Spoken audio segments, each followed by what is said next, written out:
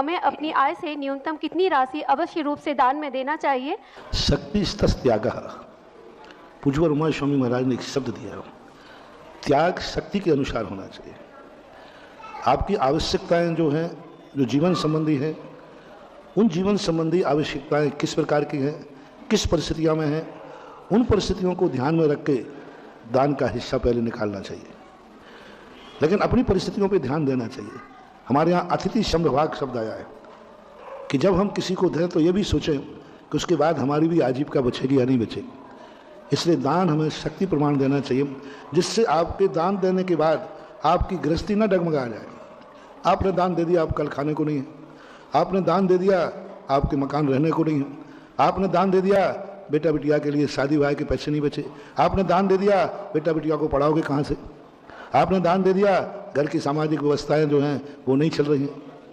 जैन दर्शन बहुत उदारवादी है।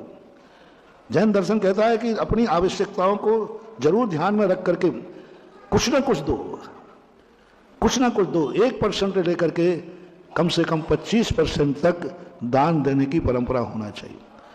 आप दुखी ना हो, बस मेरा सबसे बड़ा शब्द देखो, दान देने के बाद एक आनंद की अनुभूति होना चाहिए।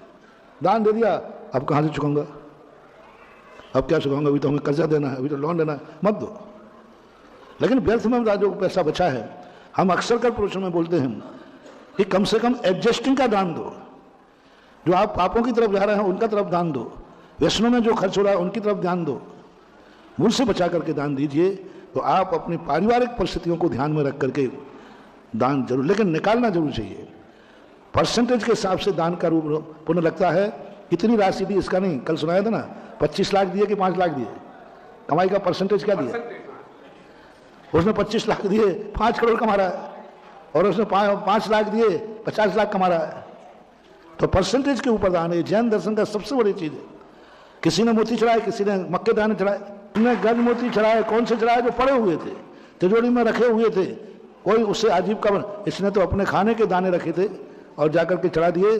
तो हमारे यहाँ इसने मक्के के दाने जो चढ़ाए हैं, ये दान चमत्कारी दान है, चमत्कारी दान है। और वो गजमोती चढ़ाने में कुछ नहीं हुआ। ऐसी सैकड़ों कथाएं हमारे शास्त्रों में भरी पड़ी हैं। कितने लोगों की भेंट श्री कृष्ण के दरबार में आती थी, कोई मायना नहीं रखती थी। सुदामा के चावल क्यों इतने मीठे थे कि भरी सभा में कच्चे खा गए। क्या बात है समानुभाव, कच्चे खा गए। द्वारकाधीश नारायण थे, भूखे नहीं थे। और कितने लोगों की भेंटें आती और उनके घर में, और वो ऐसे खा गए जैसे उनमें क्या मिठासता थी। शक्ति त्यागः, कितनी बड़ी मान था उसमें कि उसने एक एक दाना बचा करके, और वो आए थे जो खाने को भी नहीं था फिर भी भेंट में लाया, खाने को नहीं था फिर भी भेंट में लाया। वो दाने अनमोल हो जाते हैं। इससे दान में शक्ति को नहीं छुपाना।